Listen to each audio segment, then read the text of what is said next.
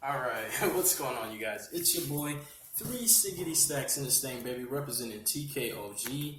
And I mentioned it in my PRANKIDS deck profile that I was going to show you guys basically how to play through hand traps.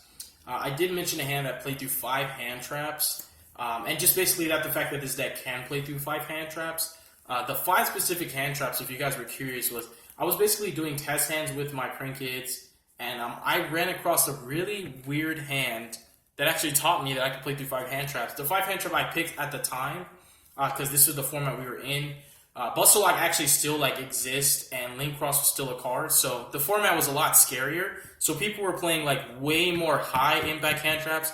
They weren't playing weird cards like DD Crow, Skullmeister, etc. But the 5 hand traps that the hand I drew was able to play through were Ash, Cypher Gear Gamma, Nibiru, which are 3 of the most high impact hand traps of the last format, and then double Effect Veiler or Imperm Veiler. But the reason why I chose Veiler is because my opponent was forced to Gamma, which turns off their Imperm, so it was Veiler.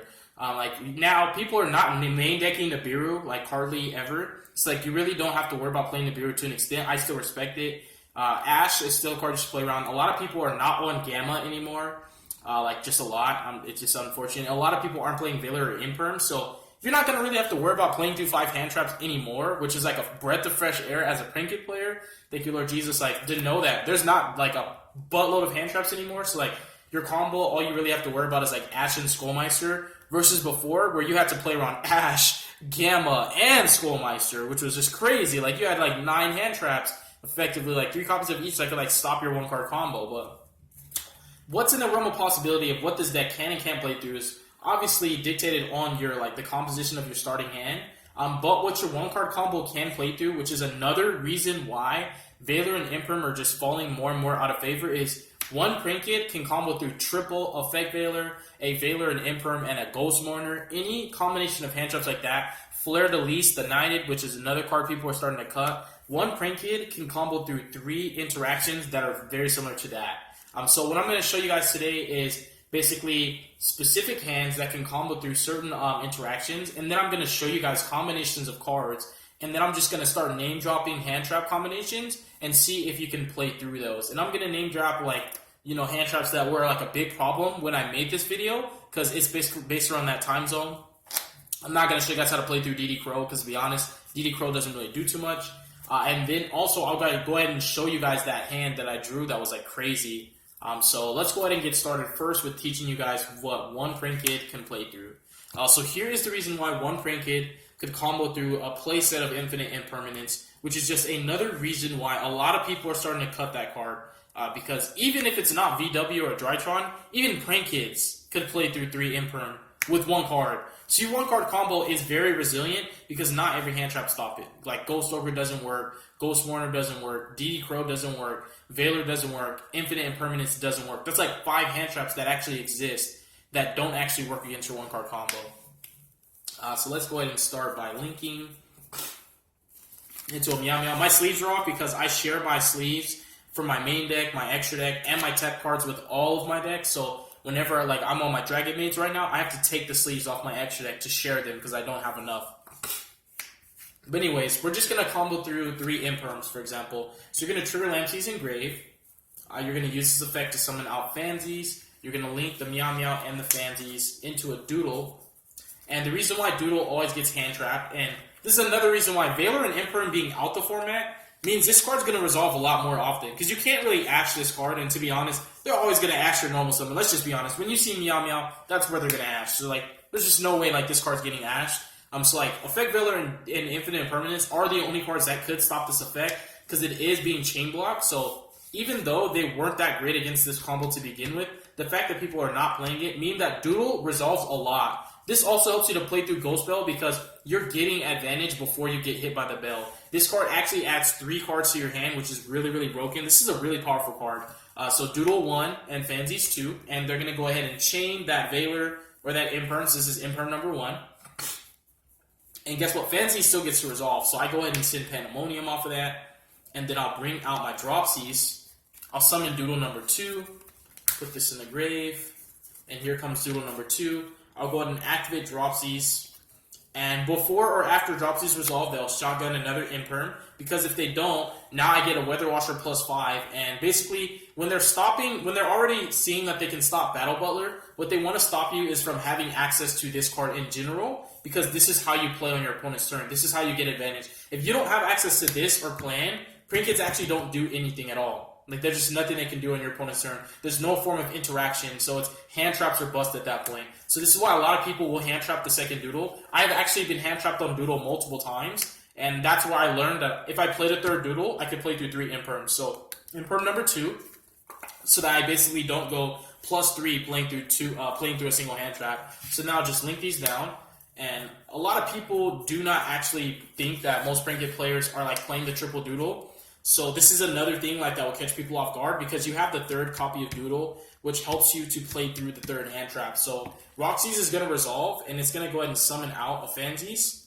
Doodle number 3 can get hand trapped, or if they didn't have the third imperm, you're still going to play through 2 because you can just tribute this now, grab Pandemonium, and grab a Prankid. And if you want to, you could actually just keep playing like right now. Like, you could actually activate the Pandemonium right now and summon Weather Washer if you really wanted to. That would be really helpful if they only had one imperm. You could combo through it in this regard, and I'll explain it. Because what you're going to do, basically what I'm explaining is, imperm number 3 hits Doodle, and I just link these two, and I go into Verde Anaconda, I send Thunder Dragon Fusion, and I summon out my Battle Butler, playing through 3 imperms off 1 card. You play through 3 hand traps, and you get out Battle Butler anyways. Which is like crazy. So, right here, let's go back to where, like, okay, Meow Meow resolve, like, not Meow Meow, but Lampsey's resolve, summon out Fansies, we use that and the Meow Meow to go into Doodle, and let's say, like, they hand trap Doodle, right, like, they just have the Veiler, or the Imperm, so Fansies is going to go ahead and send the Pandemonium, you're going to summon out the Dropsies, and from here, you can summon a second Doodle. If they only had just that one, you could summon the second Doodle, resolve the Dropsies effect to summon out a Roxy's. You could then tribute the Doodle to add the Pandemonium, and you could also add the, where's it at? Ooh. Like, you could just add, like, anything, to be honest. And you could activate Pandemonium right now, or you could hold it for Weather Watcher. So here's what you could do if you activate it right now. So you could fuse these two off. You can go into your Rocket Ride, trigger the Roxy's. The Roxy's can then summon out, like, another copy of Fansies, for example. Banish Draw, then you could tribute Rocket Ride. And what you could do is basically, like, you could do this. If you already had access to a Pandemonium, you can get the full Battle Butler, because you can bring these two back. If you didn't have another Pandemonium, what you could do is basically just summon back Doodle just as a body. You could summon another Prankid, and then you could co-link these two to the, I mean, not co-link these two, but link these in the Bow Bark, and basically have the co-link Bow Bark. This will be at 3,000. Bow Bark can get you advantage. So there's multiple ways that you can get advantage playing through multiple hand traps with just a 1-card combo. But nonetheless, if you don't opt to play on your turn, playing through 1 or 2 infinite impermanences or Veilers, you could still get Pandemonium, which is Weather Washer +5. That's 4 bodies, 2 of which can be Doodle and Bow Bark, and these are basically +2s on their own after they, like, tribute to add.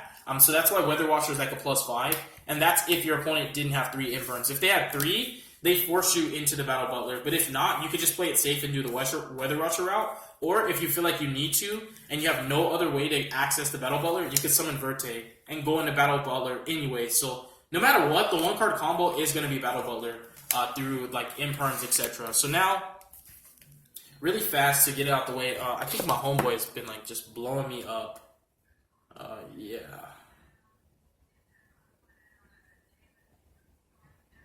Okay, because yeah, that was vibrating. But anyways, all right. So I'm gonna show you guys really quick that hand that I drew that was able to combo through not only Ash, not only Gamma, not only Nibiru, but also double Veiler. The hand was actually 1-for-1 Nibiru Gamma. I'm gonna go ahead and grab Nib. It's no longer here because I only have 1 playset of Nib. I only have 1 playset of Gamma. So when I play my other decks, I have to take cards out. I hope you guys understand. Why? Like, because I don't have 20 Gammas, I don't have 20 Nibs, I literally have just 1 of each. So this was actually, and I'm doing this to show you guys, this really was the hand that I drew. My first mind was to basically just pass. I had my call by, See, even my call by somewhere else. So I'm just gonna pretend like my Pandemonium's call by, and then I had instant fusion. So like this, literally, this was my hand, bro. And this hand looked so clunky, so weird. I almost wanted to just pass and just hold Gamma Nib for defensive cards. And then I thought to myself, if I don't make a play now and I don't top deck a monster, it feels like I'm just gonna lose. Like they can not play through these two, but because I don't have any engine, so I decided to play the 1-for-1. And here's what happened. So I discarded Nib. I was like, okay. So if I discard Nib playing 1-for-1, my opponent is gonna telegraph that I possibly have a second Nib in hand. So in reality, I only have 2 cards in my hand. I have a second Nib here. Nobody really discards Nib. If you bricked on Nibs, you're gonna 1-for-1 your Nib away. If you bricked on Hand Trap, you're going to 1-for-1 discarding your Nib. This just means that there's nothing else really that's worth discarding. Every other monster in your hand was better than the Nib.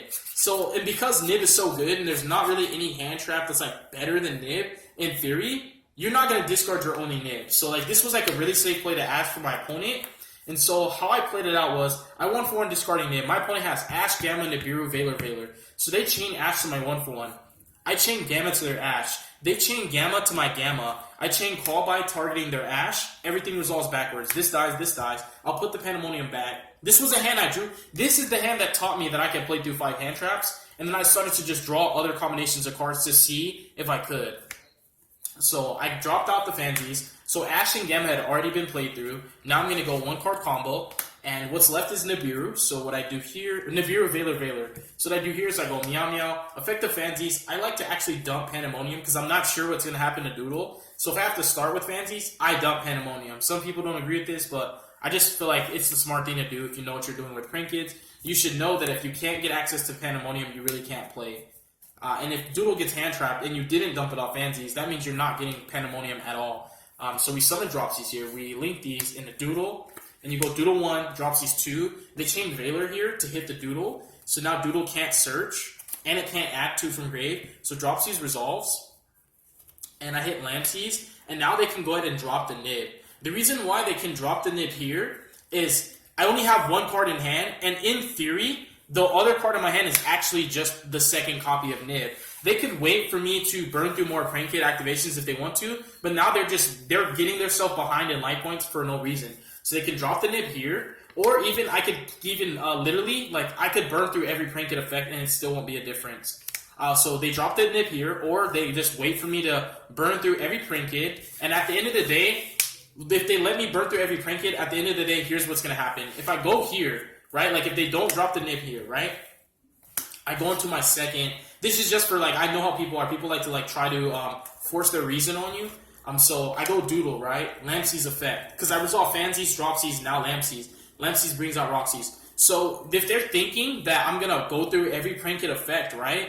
Like they just think, oh, he's going to go through every PRANKID effect and then I can nib him. If they don't nib me here, I contribute Doodle at 2 from grave. This is why I was saying that counter argument of, oh, they would just hold nib to the end. It's just like really a bad argument. Because if they're waiting, I contribute Doodle at any time. So they drop the nib. I get my Nibiru token. Activate Instant Ramen. I summon out Rocket Ride. And this is why it doesn't matter that Lampsies hasn't been activated, because it's not like Rocket Ride's going to bring this back so I can link in and special summon more, because they're going to Veiler this. So they Veiler Doodle, they Veiler Rocket Ride, they Ash Gamma, and they drop Nib. They Veilered my final extender that they thought was the second copy of Nibiru. Even though they're losing because they played 5 hand traps, like they don't have any engine, the fact that I can play through 5 of those is crazy. This is why I play Link Spider. Like, I said in my profile why I play Link Spider, and now I'm going to show you exactly why. So I make Link Spider. I take the Rocket Ride and the Link Spider. I go into Verte Anaconda, playing through 5 hand traps. I end on Battle Butler with the follow-up. And I traded 5 cards for 5 cards, and at the end of the day, I'm still winning. I literally traded 5 cards for 5 with my opponent. We 1-for-1, like, pretty much this whole time, this whole turn. I'll summon him here. And then basically, Thunder Dragon Fusion is a follow-up. I shuffle all 3 of these names, the triplets that make him, and through Gamma, Ash, Nibiru, Veiler, even though Gamma and Nibiru and Veiler are not that popular, those hand traps are still really, really good. It just is inconvenient that, well, I feel like Gamma's still good against Drytron. I don't know. I don't know why people aren't playing Gamma. They just don't want to brick, I guess. But, like, Nibiru is being cut, as well as Veiler and Imperm. So, like, yeah, you're probably not going to have to play through 5 hand traps, to be honest. But in the last format, when Dragon Link and Infernova were the best decks, people were playing, like, 15 hand traps, bro. No cap. Now people aren't playing as many because there's also a lot of trap decks, but so it's like, okay, in theory, you guys shouldn't have to worry about ever playing through that many hand traps, but just the fact that you guys know that this deck is able to, that's not the only hand that can play through 5. Like when you open Poly, 2 Prank Kids, and an Extender, you can do the same thing, which is crazy. It's actually even better because the thing with the Poly 2 Pranks hand is, because a lot of people are on cards like Skullmeister and Ghost Bell and stuff like that, it's even easier to play through those hand traps with Poly 2 Pranks. Because what happens is, when you use your Toad to negate the most impactful hand trap, the one that stops your turn, you get a drop seize from your graveyard to your hand, unless they Skullmeister it. And that makes your Extender even more valuable. So like, you use the Toad to essentially add the drop seize from grave to hand. And now, since you have a normal summon, after they hand trap you, like, you're gonna have to get hand trapped twice, because the first hand trap is normally not enough for you to want to use your Toad. So you use your Toad on what ends your turn. You negate the hand trap, you grab drop seize from grave, you normal drop seize, you go into Meow Meow, they have to hand trap that. Now your Extender is crazy. Now your Monster Reborn, your Instant Fusion, your Thunder Dragon Fusion, your I play double Succession now, your Rolex Succession, all of these cards like these, unless you already resolve Fansies, obviously it's not very valuable, but like cards like these become really, really, really strong. Like Extenders like these, cards like these, because now like these don't have to be Extenders, but now like if you have Poly 2 Pranks, you're already gonna play through at least 2 hand traps, right? And then you add your drop seize from your grave off the Toad negating. Now your normal summon has to be answered because you haven't made Meow Meow. I don't make Meow Meow in my combo just for that reason. So I can normal drop seize, go into Meow Meow, and then if they hand trap that combo, like they Skullmeister my effective drop seize, they Ash it, whatever, now my Instant Fusion, my Rolex Succession, my Thunder Dragon Fusion, my 1-for-1, cards like those become crazy. So that's why Poly 2 Pranks is very similar, and that just shows you like this deck really can combo through hand traps. So now I'm going to take you guys to Pandemonium interactions. So what can Pandemonium play through? So I'll talk about Ash Imperm Veiler, and then I'll talk about Ash Nibiru. I'll talk about Gamma and Skullmeister, or Ash Bell. I can also talk about Ash Bell. So let's start off with Ash and Bell. Let's see what this hand can do versus Ash Blossom and Ghost Bell and Haunted Mansion. Since that one is popular now, but it wasn't when I talked. It actually was not in the format yet. So we normal summon, we link Ash Blossom. Boom. Now we're just playing through Bell. So you activate Pandemonium, use these 2 off. You go into the Rocket Ride, you trigger drop seize effect. And if you want to respect Bell, you don't Rocket Ride here. Because if you Rocket Ride here, you lose to Bell. If you want to respect Bell because it's main deck worthy, you can use Rocket Ride a second time if you want to. So you can actually link these 2, and you can do this. This helps you to play through the Bell a bit better, in my opinion. Because you can basically go Doodle Effect 1, Fansies 2.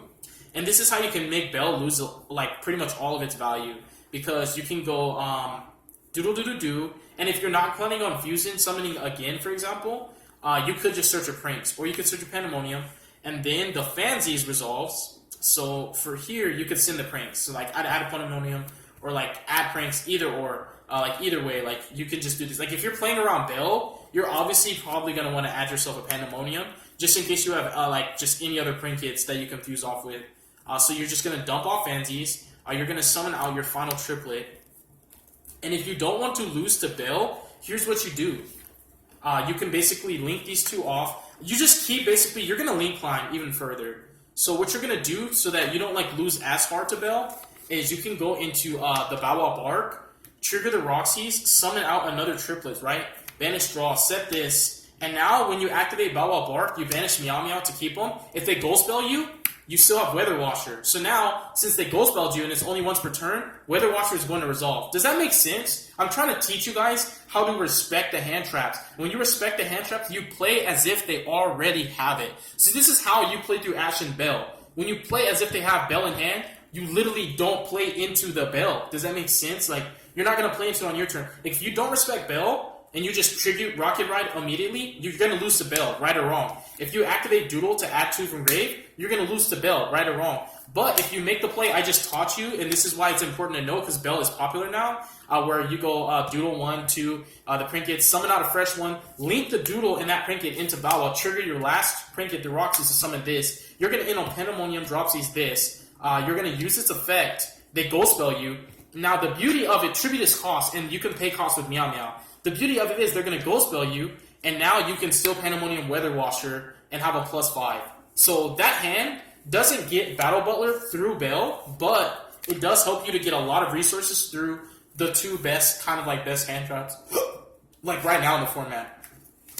So I really hope you guys are understanding like why I'm showing you this and why I'm playing my cards the way I play them, because to be honest, these plays can literally cause you to like lose the duel if you don't learn how to play around Bell, and if you don't respect it, you'll be losing to it when you don't have to. Checking timer here, 20 minutes in. All right. So like now let's pretend my opponent has Ash Blossom and Cypher Gear Gamma.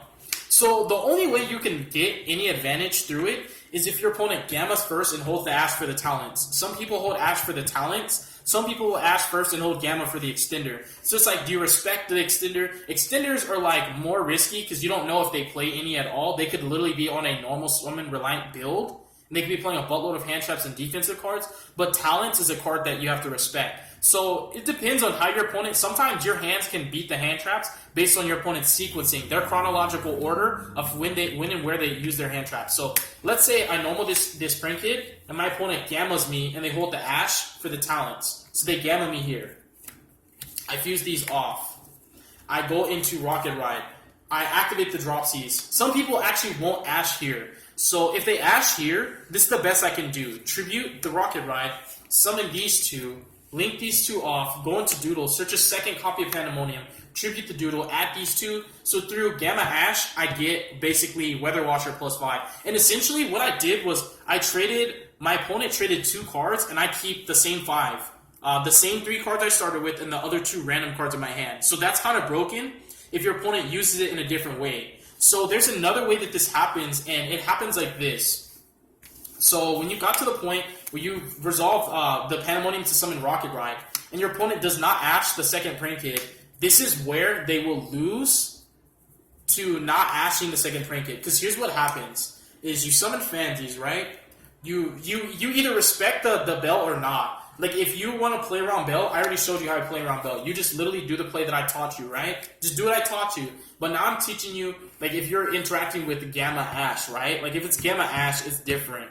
So, like, this is Gamma Ash, right? So you tribute the Rocket, bring these 2 back, you link these off in a Doodle. Then you go Doodle 1, Prank Kid 2. Now they Ash the Prank Kid. The problem with them Ashing here versus Ashing the Dropsies on the summon of Rocket Ride is this is full combo now. This is full combo through Gamma Ash. So if your opponent doesn't play him at the right time, which, to be honest, unless they're literally a Prank Kids player, they don't really know when the right time is, to, like, technically speaking. So you search the Pandemonium, this Prank Kids gets Ashed. You tribute the Doodle, you add these 2 back. Now you have Battle Butler through Ash Gamma. Does that make sense? So it's like, when they hand trap you can also change how you can play through it, which is actually a really huge strength that this deck has, that it can actually play through more hand traps than it initially should, based on when your opponent uses them. And to be honest, like, there's not really like you can't say, oh, that's bad, like they're not hand trapping correctly, because it's like, to be honest, who knows that you're actually supposed to not like Ash the Prank Kid from the summon of Battle Belt. Like, it's like basically like, do you Ash the Prank Kid from the summon of Doodle, or do you Ash the Prank Kid off the summon of Rocket Ride? It's like, it almost looks on pen and paper like the same exact thing. It just looks like you're special summoning a Prank Kid. So it's like, I'll just hold my Ash, right? Like, most people be like, I'll just hold the Ash. And that's just being honest. Like, they will. And that's how you'll play through Gamma Ash. But if your opponent Ashes first and holds the Gamma, here's what happens. You go Prank Kid, Ash, they hold Gamma. You fuse these 2 off. If you respect Gamma the same way you respect Bell, yes, you will play this differently. So this resolves. You summon Fansies. So here's what happens. If you tribute for cost right now and they Gamma you, your turn's over. Like, you kept 1 card, so yes, like, in theory, in the terms of, like, marginal, like, your opponent's on a marginal diminishing, and you kind of are on, like, a plus-worthy play, where, like, you do essentially get to keep, like, 3 cards, but at the same time, it's a really, really bad trade, because you don't have any engine going for yourself. So here's how you can respect the Gamma. You summon the Rocket Ride, you use Fansies and Rocket Ride, you go into Doodle. Doodle 1, Fan 2. You use Fan, you dump Pranks, and then you resolve the effects. Summon Roxy's, and you add yourself a copy of Pranks. So to be honest, you could even add yourself, you could dump Plan. To be honest, you could. The reason why you add yourself a Pranks is because you're actually going to respect the Gamma here. So what happens is, you tribute the doodle, right? So if you tribute the doodle here, you're going to get Gamma, you're going to end on Pranks and Roxy's, which is a better position than the previous interaction. Or, what you can also do is dump plan, search yourself a second copy of Pandemonium, link these two, go into Bow Wow Bark, trigger the Roxy's. This is another way you play around Gamma, and you'd be surprised that you can beat Gamma. Even if they Ash first and Gamma second, you can beat Gamma. This is why this interaction right here, you guys really need to learn this. This is really important. Because what you're going to do is you're going to banish one, draw one. You're going to summon out Fansies. You're going to set Pandemonium. You're going to wait for your opponent to summon a monster now. Now you're going to wait for them to summon a monster. You're going to respect the Gamma. And guess what? You full combo, and your opponent's going to be holding the Gamma for the doodle doodle do the whole time. I'm telling you, they will. And now basically you full combo, and they did not get to resolve Gamma. So trust and believe, after watching this video, you will learn that there's a lot of hand traps you can beat by actually using the Bow Wow Bark to make the advantage curve that you would normally get off Doodle. So you're basically not resolving Doodle to add 2. If you guys noticed that, when I played around Ghost Spell, I didn't tribute Doodle to add. When I played around Gamma, I didn't tribute Doodle to add. What I did was I used Bow Wow to do what Doodle does for me on my opponent's turn, but it gives me a better interaction because if I'm playing through Bell, I keep Bow Wow in the Prankid so I can summon Weather Watcher. If I'm playing through Gamma, I wait for them to commit a monster, so now they never get to Gamma me, and the value that the Gamma that they wanted to get out of the Gamma, they don't get that value. So I really hope that you guys learn from this video. So like Pandemonium and 2 Prankids can beat Ash and Bell to the extent that you could beat them at advantage. You can play through Ash and Gamma no matter what order they use them in. You can combo through Ash and Gamma. Now the next question is, can you combo through Nibiru? I'm checking timer here. I might not be able to show you everything in this video, but at the end of the day, after watching this video, I feel like you will get the gist of what I'm trying to teach you guys. So can this combo through Nibiru is the question. And I'll explain this to you right now. You're not going to play into Nibiru. If you open any one of the two of any one of the triplets that make Battle Butler, for example, you could even open Roxy's plus any one of these 3, you're not playing into Nib. If you open basically one of these 3 plus this, or even Roxy's plus this, you're not playing into Nib. And the reason being is because you use Roxy's to dump the Fansies. And what you're going to do is you're going to use the Fansies, to summon the Fansies. You're going to use the Fansies to dump the triplet that you're missing. So these are going to be engraved. Since this is in your hand, Doodle's going to search Prankid's place. Place is going to search this. So I'll teach you guys how. So this is how, if you open one of these, like any combination of 2 of these, and this could be Prankid's place too, but it's better to open the actual names. So this is how you beat Nibiru without them being able to use it. So let's say I normal Roxy's. Like this is like the worst one to start with, in my opinion, because I like to resolve Roxy's after I thin my deck out enough so that I have a higher chance of drawing a non-Prankid card. So Roxy's is like the last one I use. I hate starting with it, but it's still a name. So let's say we go Roxy's, effect summon Meow Meow. And this is important to know because when you start with Landseas or Dropseas, it's easier. But let's say we have Roxy's plus Pandemonium and we don't have these. You're not going to play into Nib. Summon these. So this is the summon number 3. Here comes summon number 4, Chainlink 1, Chainlink 2. Chainlink 2 is actually going to dump Dropseas. Why is this important? I'll explain. Chainlink 1 is going to resolve adding place. Now you're going to activate place. You're going to search your Lampseas. You're going to tribute this. Yes, you are playing into Bell. I'm just trying to teach you guys how to beat Nibiru, right? So you're going to add these. So now you have not played into Nib. The same thing can be said if you have started with this plus this, or if you have this plus this. Like, essentially, if you open any 2 Prankid monsters with different name, or any Prankid monster plus Pandemonium, you do not actually play into Nib at all. So, like, these are all interactions that I feel like are going to come up, so it's very important to know. Now, if your opponent has a single hand trap, like Valor and Imperm are out the format. So, fortunately for you, they're not going to force you to play into Nib unless they have the Skullmeister, Ash, or the Bell.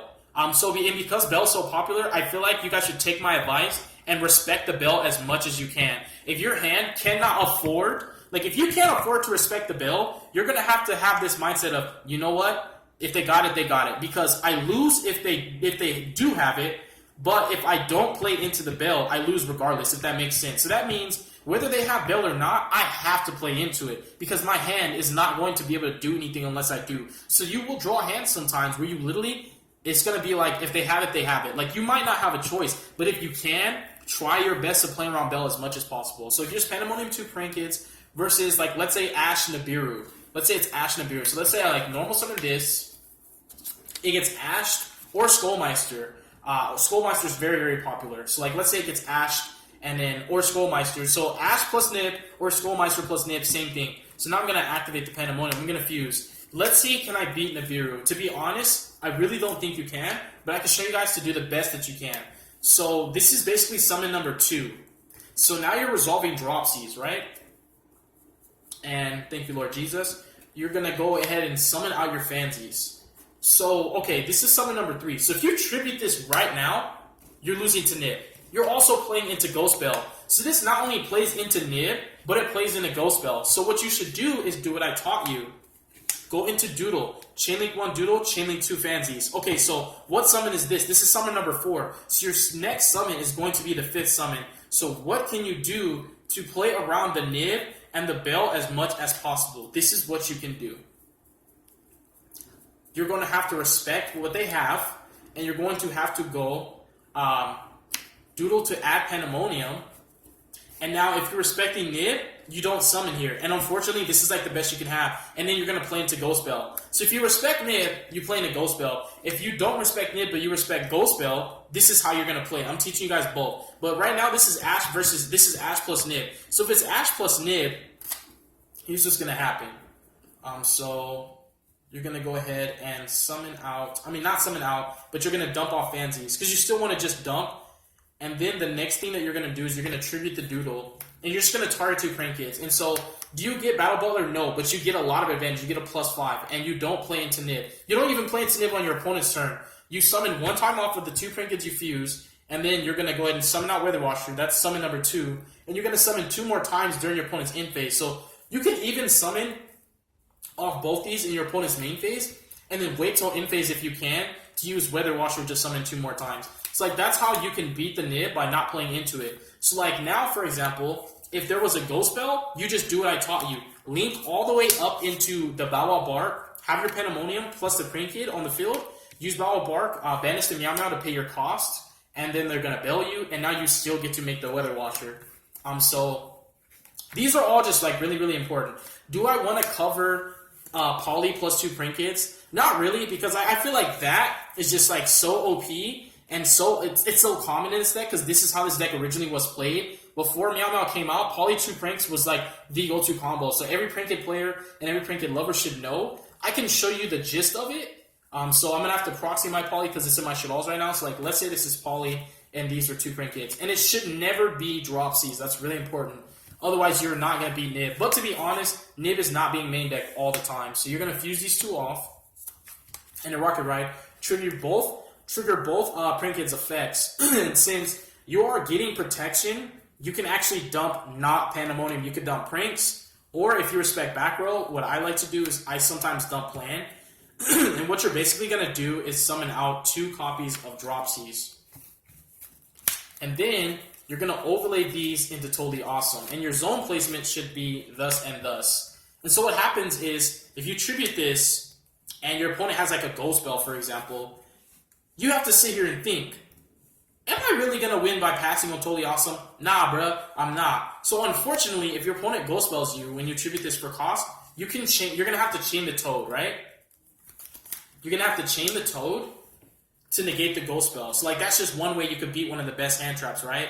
And so what happens is the Rocket Ride does resolve, and what you still want to do is you still want to summon these, because these are the targets. You have to target for cost. You can't change your mind and say, oh, I target Dropsies now, because you already have to declare cost before your opponent chains Bell. So, like, if you're going up against Bell, you're going to play through it. Like, you're going to full combo through Bell. Like, if your opponent has, for example, Ash plus Ghost Bell, for example, like, if they have those 2 specifically, what happens is you negate that. And to be honest, most people wouldn't Ash any one of those Prankids off the polymerization play, because Rocket Ride's just going to get so much value. It's like, if you're up against Ash and Bell, you can still beat it. If you're up against Cypher or Gamma Ash, you're going to beat Gamma Ash. If you could beat, let me say this, any hand traps that you can beat with Pandemonium plus 2 Prankids, like how I showed you, you beat Gamma Ash, you beat Ash, you beat like Skullmeister plus Gamma, Gamma Ash, you beat Ash Bell, you beat Nib Ash, like, any combination like that you can do it with Pandemonium, you can do it better with Polymerization because you get it totally awesome before you commit to any like super important plays. So keep in mind that the whole gist of it is that whatever you negate with totally awesome is going to be what stops your combo from continuing. And let's say even if, I don't know, like your opponent somehow still stopped that, at the end of the day, Toad is going to be able to target the dropsies, then you can normal dropsies. So what do you do with that? That's one card combo right there. That's going to get you a lot of advantage, and I mean a lot, playing through multiple hand traps. The final thing that I want to say is, like, obviously I'm not going to cover literally every single kind of hand trap interaction, but I will say if you have Poly plus 2 Prankids that are not basically dropsies, but let's say you have Place instead, it makes Ash lose a lot of its value because now when you activate the fusion, the Poly to fuse off, both of those Prankids effects can resolve being protected by Place. So that makes Ash lose all of its value because now Ash cannot really be used in a way that stops anything that's very important. So Ash is no longer a detriment if you have Place. And a lot of people do not Ash this. They just don't. So if you have Poly 2 Pranks, or if you have Poly Prankid plus Place, and an extender, like Warlike Succession, Monster Reborn, etc., like let's say Succession because it's like a 2 of versus a 1 of, you'll be able to combo through 3 to 4 hand traps, which is really, really broken. Now, if you have like Place, this and this, and you have an extender, and you have like another random Prankid, it gets even better. I do not want to go through all of them because, to be honest, what are we, like 36 minutes in? The video is long enough. But I really hope that you guys learned enough from this video for you to be able to like basically combo through hand traps that you know are good against your deck. We know Skullmeister's good, we know Bell's good, we know Ash is good, we know Gamma's good. We know Nib is decent. If they don't have any other hand trap and you drew... Because you have to realize, okay, you have 3 plays. You have 12 other Prankids. I have 1 for 1. I have Terraforming, I have Set Rotation. I have 18 ways to draw into a Prankid, and I have my 3 Pandemoniums, and then you can play 4, 5, 6, even 6 copies of Poly. So, like, if you have a fusion spell, basically, and any Prankid, you're not playing into Nib. If you have 2 Prankids that are different names, you're not playing into Nib. So, like, they have to have another hand trap for Nib to be, like, powerful. So, Nib by itself does not beat this deck. You have a better chance with Skullmeister and Ash, but because you have so many extenders and fusion spells, you can play through the Ash, you can play through the Skullmeister, you can play through the Gamma, you can play through the Ghost Bell. One of the best ways, I'm going to reiterate this one more time, one of the best ways to play through the Ghost Bell is to just use the effect that plays into Ghost Bell on your opponent's turn when you can use Meow Meow. Because if you tribute Doodle for cost and they Ghost Bell you, you're going to be sitting here with 1 Prankid. And you have to have extenders now. Now you have to have extenders on top of your 3-card combo, which is just kind of ridiculous. You know what I mean? So, like, these are just really important things. Take notes in this video. Just keep all of this, absorb it like a sponge, and hopefully this makes you a better Prankids player. I'm going to end the video here. Yes, there are so many more things that I could teach you, but I don't want this video to be too long. I did not cover everything that I wanted to cover, but I covered enough for you to get the whole gist, and for you guys to actually see evidential proof that this deck can combo through a multitude of hand traps, up to 5 hand traps, which is really crazy. But anyways, our Father which art in heaven, hallowed be thy name, Lord Jesus Christ. Thy kingdom come, and thy will be done on earth just as it is in heaven. Please give us this day our daily bread, Lord, and please forgive us of our debts as we forgive our debtors. And lead us not into temptation, Father, but deliver us from evil. For thine is the kingdom, the glory, and the power forever. In the mighty name of Jesus Christ, Yeshua, I pray. Thank you, Father. Amen.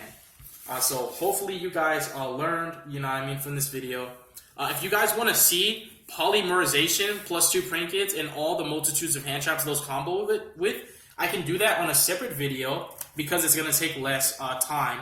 But I think I explained it thoroughly enough for you to understand that you're using Toad to negate the impactful hand trap. Like, for example, the Bell on the Rocket Ride. Rocket Ride resolves to summon 2. So now Toad gets the dropsies.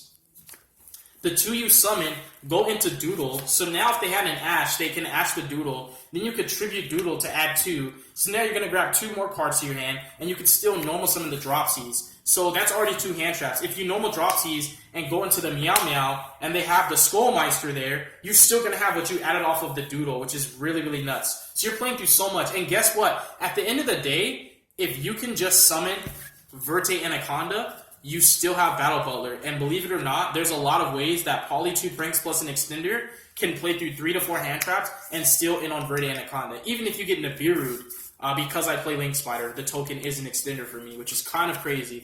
But that's the end of the video, you guys. Thank you guys so much. Deuces.